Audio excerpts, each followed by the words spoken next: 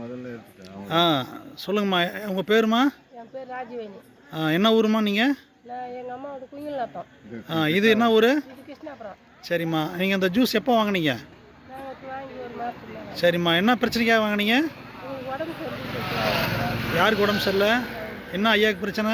அவங்களுக்கு சாப்பாடு சாப்பிட முடியல, நேராக நிமிர்ந்து நடக்க முடியல, அதனால அவங்க வழி இருக்குதுன்னுட்டு அதை சொல்லி வாங்கி வந்துட்டாங்க. சரிம்மா, இப்போ எவ்வளோ நாளாக எடுத்துக்கிறீங்க? ஒரு மாதம் எடுத்தேன். ஒரு மாதம் ஐயா நிமிர்ந்து பாருங்கள், வீடியோ பாருங்கள். இப்போ ஒரு மாதமாக எடுத்துகிட்டு இருக்காரு ஐயா. 2 வேளை சாப்பிட்றாரா?